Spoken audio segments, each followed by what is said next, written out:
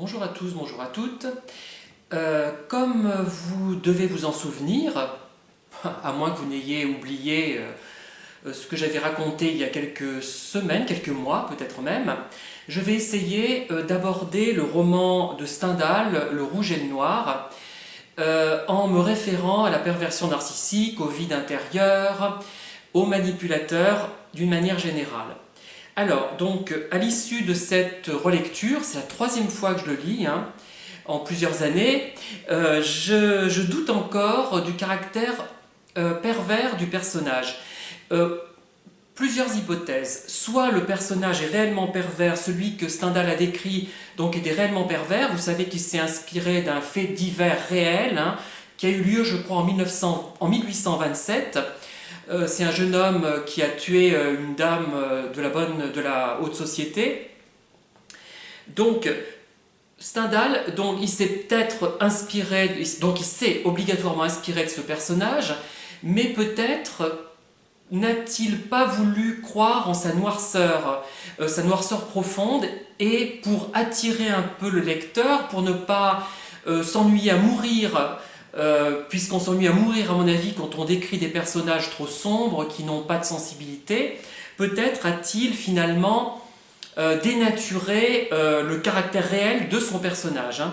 Au départ, donc, il le décrit tout au long du roman plutôt comme quelqu'un de calculateur, qui conçoit l'amour comme une guerre, qui conçoit l'amour qu'il a pour Madame de Rênal comme finalement une place forte à prendre, mais il laisse quand même des petits détails, soit qui lui échappent parce qu'il perd de vue son personnage, soit qui correspondent à une réalité, ou alors ce qui se passe, c'est que le personnage tel que Stendhal l'imagine, se montre devant lui de façon finalement hypocrite, et Stendhal lui-même finit par croire que ce personnage a finalement une certaine sensibilité. Je sais que certains critiques, certains analystes de l'œuvre de Stendhal, et notamment du Rouge et le Noir, ont considéré que ce personnage était effectivement un manipulateur pervers. Moi, j'ai un léger doute du fait des hésitations finalement de son auteur, qui de temps en temps nous laisse entrevoir quelqu'un qui est doté d'une certaine sensibilité, et même d'une sensibilité certaine. Enfin, on va voir les choses, je vais vous lire quelques extraits que je vais commenter. Donc j'ai pris les 50 premières pages pour commencer, et je commence à la page 23 où j'ai noté quelque chose. Oui, avant de lire ce que je vais analyser, je vous signale une chose, c'est que Julien Sorel, donc le personnage clé du Rouge et le Noir, il nous est dit de ce personnage qu'il apprend la Bible par cœur. Et ça me fait penser à la mémoire prodigieuse de certains manipulateurs pervers qui, littéralement, nous signalent des faits, des paroles que nous avons prononcées il y a 1 an, 2 ans, 3 ans, etc. Voilà. Ça m'a fait penser à ça, mais bon, on peut après tout avoir une mémoire prodigieuse sans être pour autant un manipulateur, un vide intérieur, je l'imagine. Alors voici une première phrase. Julien, sa taille mince, peu propre aux travaux de force, est si différente de celle de ses aînés. Mais cette manie... pardon, je relis depuis le début. Rien n'était plus antipathique au vieux Sorel. Il eût peut-être pardonné à Julien sa taille mince, peu propre aux travaux de force, et si différente de celle de ses aînés. Mais cette manie de lecture lui était odieuse et il ne savait pas lire lui-même. Je continue un petit peu, vous allez comprendre. Un coup violent fit voler dans le ruisseau le livre que tenait Julien. Un second coup aussi violent, donné sur la tête en forme de calotte, lui fit perdre l'équilibre. Il allait tomber à 12 ou 15 pieds plus bas, au milieu des leviers de la machine en action qui l'eussent brisé, mais son père le retint de la main gauche comme il tombait. Je ne lis pas la suite, ça suffit. Donc vous voyez, Julien Sorel connaît une enfance malheureuse puisqu'il a des ambitions, on va dire, intellectuelles qui ne correspondent pas aux ambitions finalement de son père, qui est quelqu'un qui ne sait pas même lire. On est dans les années 1820 quand même, là. Et ça renvoie un petit peu quand même beaucoup, à l'enfance à l'enfance de ceux qui deviennent par la suite manipulateurs, pervers, et qui connaissent une enfance dans laquelle ils ne sont pas acceptés en tant que tels, en tant que personne. Là, c'est très clair, il est rejeté par son père et par sa fratrie, hein, on le verra plus tard.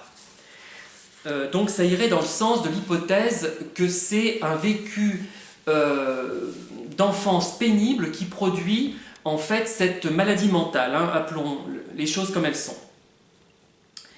Alors, objet des mépris de tous à la maison, il haïssait ses frères et son père dans les jeux du dimanche, sur la place publique, il était toujours battu. Voilà. Donc c'est un enfant absolument brimé. Je continue. Jamais. Vous savez qu'à l'église, je ne vois que Dieu, ajouta Julien avec un petit air hypocrite tout propre, selon lui, à éloigner le retour des taloches. Alors là, le père fait allusion à Madame de Rênal, il aurait regardé, donc Julien aurait regardé Madame de Rênal. Donc il y a l'aspect hypocrite et manifestement ridicule à la Louis de Funès, littéralement, la façon dont il prononce les choses, là, qui caractérise nos chers pervers. D'ailleurs, je vous ai récemment, sur ma chaîne Pierre Calmar bis YouTube, j'ai joué la manière dont certains pervers prononcent les phrases, hein, de façon totalement ridicule. On voit que c'est forcé, que ce n'est pas naturel, qu'ils jouent un rôle. Et c'est vraiment parce qu'on veut s'illusionner qu'on croit en ces personnes, souvent, hein, je crois. On a envie d'y croire. On sait que ce n'est pas vrai, mais on y croit quand même. Je continue, page 30. Page 29, non, ce n'est pas intéressant, page 30. Julien ne faisait paraître devant lui que des sentiments pieux. Qui eût pu deviner que cette figure de jeune fille, si pâle et si douce, cachait la résolution inébranlable de s'exposer à 1000 morts plutôt que de ne pas faire fortune? Alors il y a le côté arriviste, donc, du pervers qui veut absolument surpasser les autres et dominer. Mais il y a des arrivistes qui ne sont pas pervers, me direz-vous. Mais ça plaide quand même en faveur d'un Julien Sorel pervers. Alors, continuons, page 33. Alors, le teint de ce petit paysan était si blanc, ses yeux si doux que l'esprit un peu romanesque de Madame de Rênal eut d'abord l'idée que ce pouvait être une jeune fille déguisée qui venait demander quelque grâce à monsieur le maire. Elle eut pitié de cette pauvre créature arrêtée à la porte d'entrée et qui, évidemment, n'osait pas lever la main jusqu'à la sonnette. Donc là, j'ai relevé cette phrase par rapport au caractère homosexuel de certains pervers narcissiques. Je n'ai pas encore vraiment approfondi le sujet, mais homosexuel, enfin là c'est plutôt transsexuel, puisqu'il ressemble à une fille. Mais vous voyez cette ambiguïté, ce côté, finalement, le pervers peut-être s'adapterait-il à n'importe qui et serait alternativement, en fonction des besoins qu'il peut avoir, hétérosexuel, homosexuel, de manière à pouvoir harponner une proie. Peut-être que c'est ça la vraie explication. Hein. Je n'en sais rien. Et je crois que personne n'a vraiment tranché cette question. Hein. Donc, voilà. Voilà une autre phrase. « Je viens pour être précepteur, madame, lui dit-il, enfin tout honteux de ses larmes qu'il essuyait de son mieux. » Vous voyez, là, les larmes, est-ce que ce sont des larmes de saurien, de crocodile, ou des larmes sincères? Donc là, on ne sait pas si l'auteur Stendhal s'est laissé abuser par son modèle, par son sujet, par son personnage Julien Sorel, ou si Julien Sorel a réellement une sensibilité, ou s'il pleure sur lui-même. Hein. Un pervers, après tout, peut pleurer sur lui-même. Continuons, page 35. Ce fut en ce moment seulement, quand son inquiétude pour ses enfants fut tout à fait dissipée, que Madame de Rênal fut frappée de l'extrême beauté de Julien. La forme presque féminine de ses traits et son air d'embarras ne semblèrent point ridicules à une femme extrêmement timide elle-même.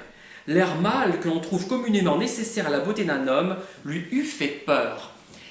Alors, c'est ce qui explique peut-être l'engouement de beaucoup d'homos, hein, parce que moi je trouve que beaucoup de personnages de Stendhal sont homosexuels. Hein. On retrouve aussi des personnages homos dans Balzac, pas du tout je trouve dans Zola, et il y a ce côté aussi, on peut en déduire, c'est peut-être un peu une extrapolation, hein, j'ai tendance à aller un peu trop loin peut-être dans mes raisonnements, on peut peut-être penser que Julien Sorel est prêt à faire n'importe quoi pour séduire Madame de Rênal, qui est une sorte de redoute, de fortin, de petit fort euh, à gagner en fait. Hein. Vous voyez, ce n'est pas une femme qu'il recherche, une femme pour avoir ne serait-ce des relations sexuelles avec elle ou pour en être amoureux, mais c'est une victoire à remporter. Vous savez que Julien Sorel a une passion aussi pour Napoléon Ier. Hein. Voilà. Et elle ne se méfie pas, puisqu'elle a l'air tout gentil, tout enfantin, tout féminin. Et voilà, c'est peut-être pour ça aussi que beaucoup de femmes sont attirées par les homos et qu'elles les épousent. Peut-être les épousent-elles d'ailleurs en connaissance de cause. Hein. Moi, je finis par me le demander. Hein. Quand je vois mon avant-dernier pervers, là, je me dis, c'est pas possible que sa femme ne se soit rendue compte de rien. Hein. C'est pas possible. Ah, autre chose de très intéressant, les enfants l'adoraient, puisqu'il est précepteur des enfants, hein, de Madame de Rênal. Lui ne les aimait point, sa pensée était ailleurs. Tout ce que ces marmots pouvaient faire ne l'impatientait jamais. Froid, juste, impassible et cependant aimé, parce que son arrivée avait en quelque sorte chassé l'ennui de la maison, il fut un bon précepteur. Pour lui, il n'éprouvait que haine et horreur pour la haute société où il était admis. À la vérité, au bas bout de la table, ce qui explique peut-être la haine et l'horreur. Alors vous voyez, il est très froid. Les gamins l'aiment, les enfants de Madame de Rênal l'aiment, enfin, est-ce qu'ils l'aiment vraiment d'ailleurs hein. Ça me rappelle les gens qui sont autour des pervers narcissiques, autour des manipulateurs, et qui forment une cour. Est-ce qu'ils l'aiment vraiment? C'est peut-être aussi que le manipulateur les divertit, en quelque sorte, leur change les idées, puisqu'il leur colporte peut-être des ragots croustillants, je ne sais. Remarquez, moi je ne vais pas les critiquer, puisque je suis un peu amateur de ragots. Hein. Et donc, il est froid, il n'aime pas ses enfants, pas de sentiments, donc, très caractéristique des manipulateurs.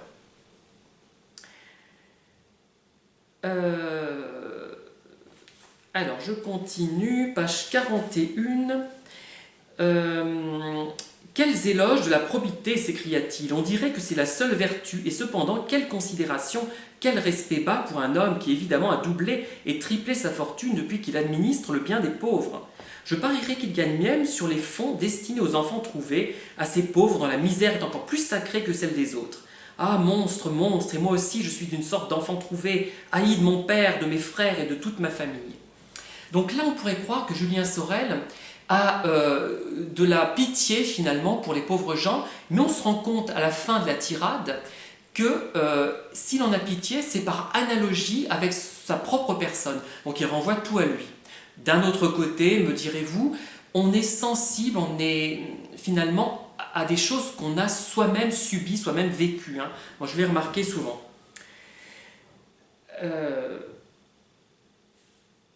Alors, Julien trouvait Madame de Rênal fort belle, mais il l'a haïssée à cause de sa beauté. Ah, on ne sait pas trop pourquoi il l'a haï à cause de sa beauté, mais voyez, ça rappelle un peu le pervers narcissique qui est attiré par une personne dont il perçoit des qualités. Là, c'est la beauté de Madame de Rênal, notamment, hein, pas seulement, puisqu'en fait, on s'est rendu compte que Madame de Rênal est une personne naïve, sensible, qui est une proie finalement idéale pour un manipulateur, mais il la déteste d'entrée à cause de ses qualités. Donc là, on va dans le sens de la manipulation. Hein. Mais il ne faut pas que je tombe toutefois dans le biais de confirmation d'hypothèse. Hein. Je vous ai seriné ça sur X vidéos, il ne faudrait pas que je tombe là-dedans. Page 43, continuons un peu.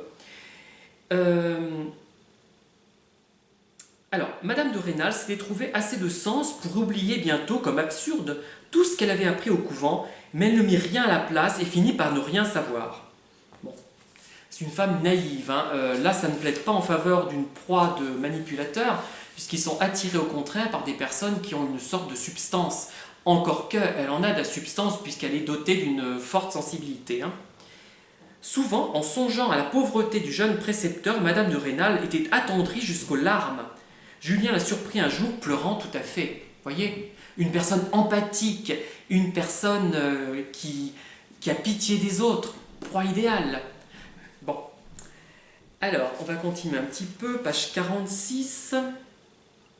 Voilà, se disait-il. Alors, Alors, pardon, il y a autre chose avant. À la suite de cette sortie, Madame de Rênal était restée pâle et tremblante. C'est Julien qui a récriminé, donc elle est pâle et tremblante, elle est sensible, cette dame. Hein. Voilà, se disait-il, comment sont ces gens riches? Ils humilient et croient ensuite pouvoir tout réparer par quelques singeries. Alors, la notion de pervers narcissique qui a été humilié dans son enfance et qui ne supporte plus de l'être à nouveau et qui prend parfois des choses qui ne seraient peut-être pas de l'ordre de l'humiliation comme quelque chose d'humiliant. Ça renvoie encore à ça. Page 49, pour finir. Là, comme à la scierie de son père, il méprisait profondément les gens avec qui il vivait et en était haï. Alors là, on ne peut pas être plus dans le créneau, si je puis dire, pervers narcissique. Hein. Il déteste les gens et en est haï. Donc, pas tout à fait, parce que les pervers, souvent, sont adorés. Mais là, ils ont peut-être vu clair dans son jeu. Hein. Voilà, je crois avoir fait le tour de ces, on va dire, 50 premières pages.